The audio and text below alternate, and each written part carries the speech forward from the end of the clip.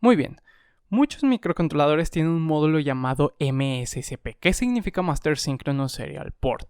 Puede ser configurado para trabajar en dos modos de comunicación distintos. El primero es SPI, que significa Serial Peripheral Interface. Y el segundo es I2C. Vamos a hablar de este I2C. Ok, ¿de qué trata? Es básicamente un bus de comunicación serial, ¿sí? Entabla una comunicación serial parecido a lo que hacíamos en EUSART. Hay diferencias entre uno y otro, eso no lo vamos a tocar ahorita, vamos al punto principal, después vemos esas diferencias. Muy bien, entonces I2C lo utilizamos para entablar comunicación con otros dispositivos como sensores, convertidores u otros microcontroladores. Para este bus I2C, los dispositivos que tengamos conectados tomarán distintos roles o labores, ¿sí? A estas labores, roles, los llamamos maestro y esclavo, ¿sí? El rol del maestro, aquí podemos suponer que nuestro microcontrolador va a laborar como el maestro, ¿ok? Sí. Lo que hace el maestro, en este caso nuestro microcontrolador principal, es iniciar o finalizar una transferencia. Tiene la capacidad de decirle al esclavo, que el esclavo puede ser, por ejemplo, un sensor, ¿ok? Un sensor. Tiene la capacidad de decirle el maestro al esclavo lo siguiente: ¿sabes qué, esclavo? Envíame un dato. El esclavo obedece y le envía un dato, por eso maestro esclavo, ¿ok?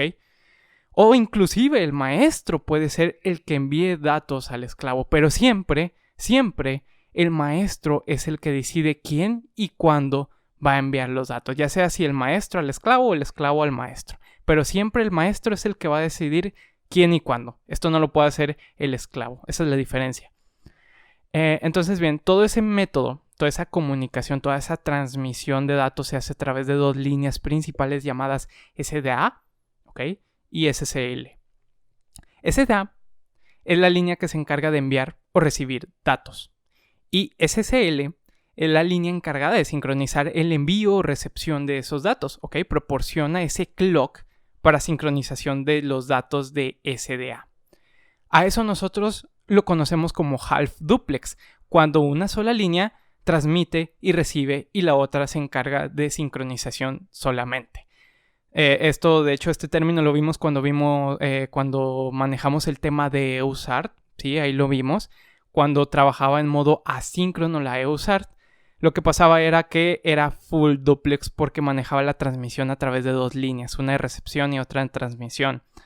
Y manejaba también un modo síncrono que ese era half duplex, donde enviamos y recibíamos a través de una sola línea y teníamos otra línea pero para sincronización, ¿ok?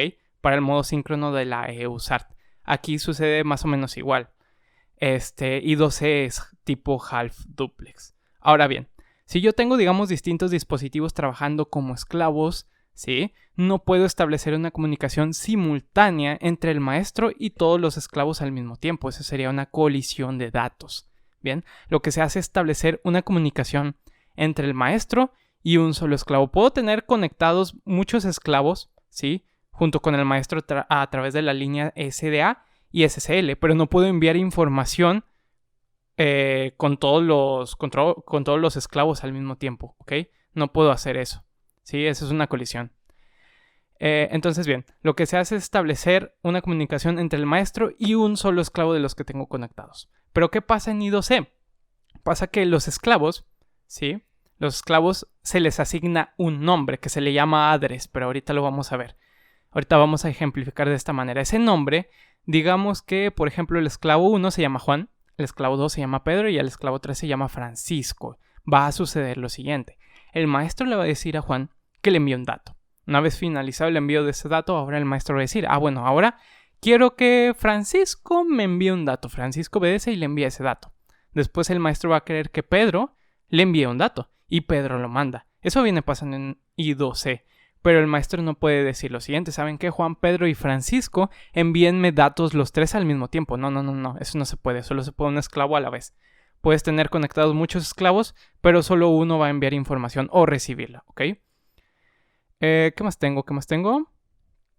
Muy bien.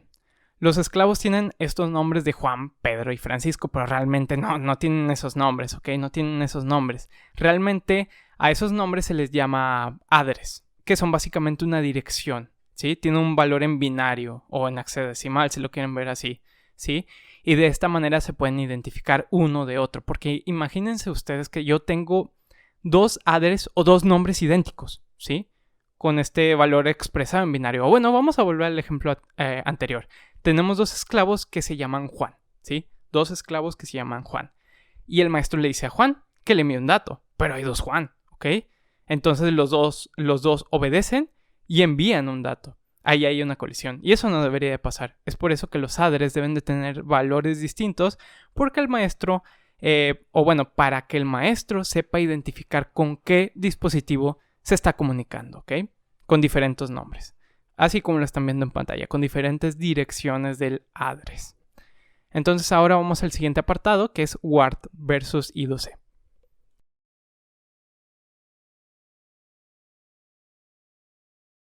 Muy bien, vamos a ver unas diferencias generales así rapidito entre WART versus I2C. I2C entabla una comunicación serial igual que la WART, pero la WART tiene una limitación, que solo puedes conectar dos dispositivos entre sí. Por ejemplo, microcontrolador a computadora y ya. O microcontrolador a otro microcontrolador y ya. I2C no presenta este inconveniente. Puede ser entre un microcontrolador y distintos sensores, módulos, convertidores o otros micros, ¿ok? Pueden ser muchos en I2C. La WART también presenta un hardware muy sencillo, es más sencillo, más fácil de comprender y a nivel de programación es más fácil de implementar que I2C, por ejemplo. I2C alcanza velocidades de datos más altas que WART, es una ventaja de I2C. Y si vas a hacer un proyecto donde intervengan muchos sensores, pues es más conveniente usar I2C que WART.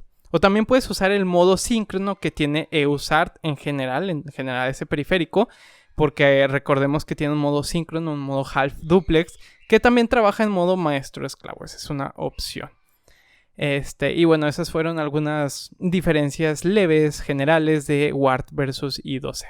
Entonces vamos al envío de datos.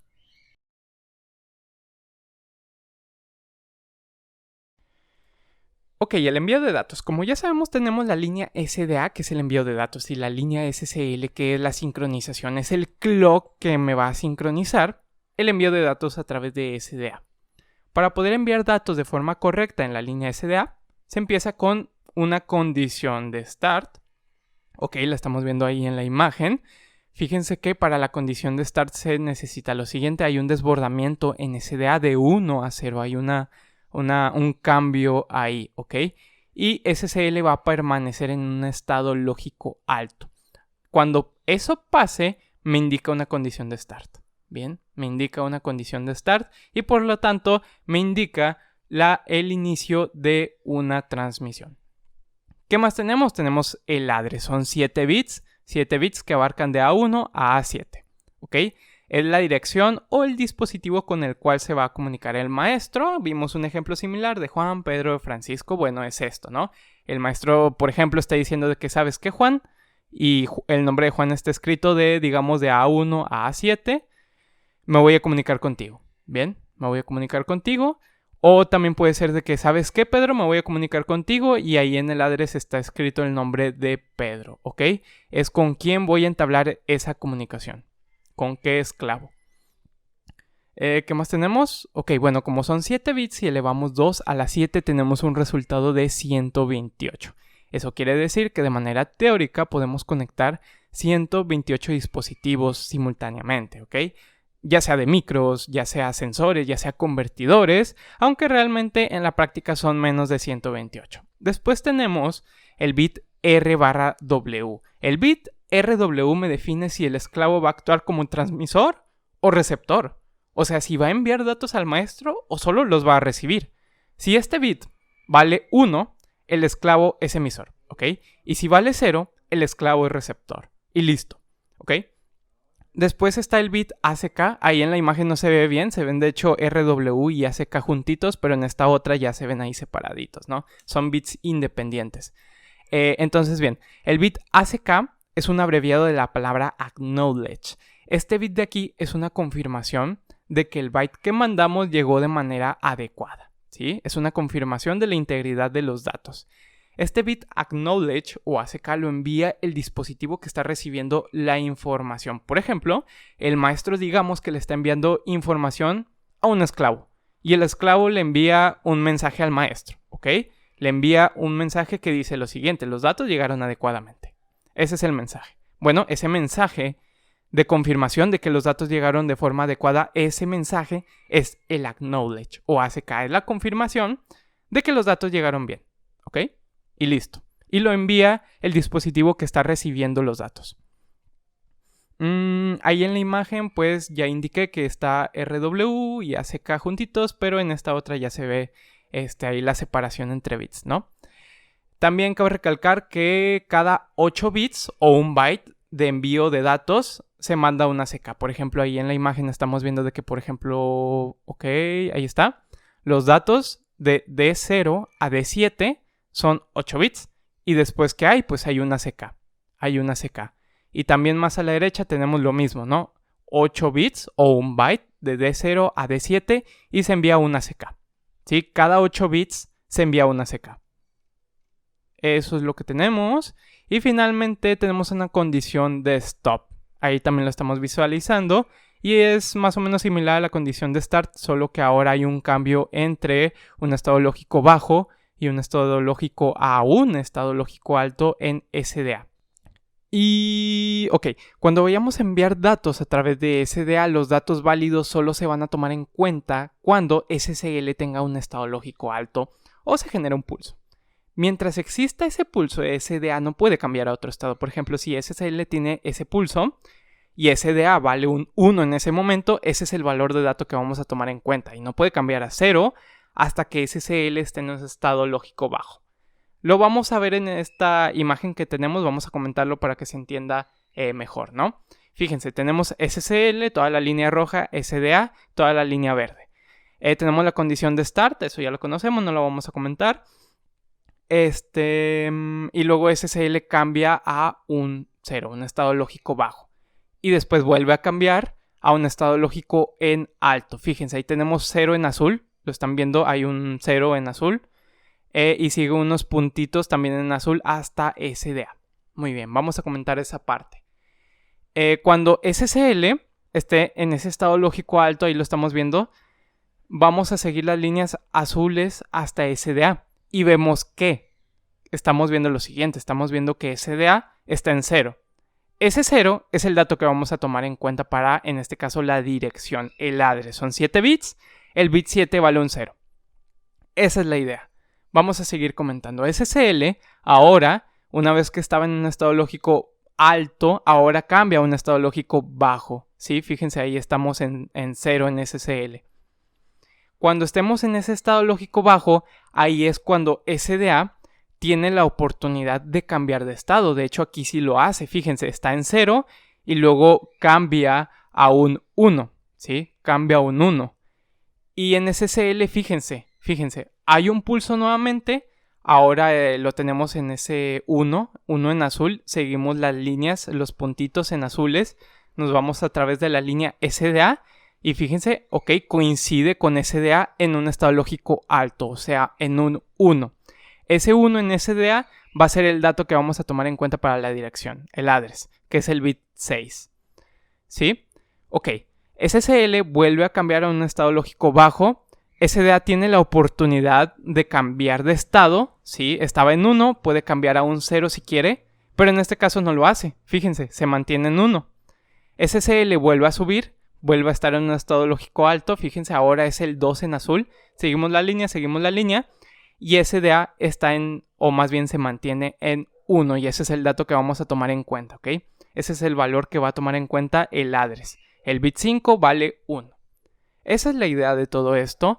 Y bueno, básicamente vamos a comentar eso nada más. Ahora sí vamos al siguiente apartado.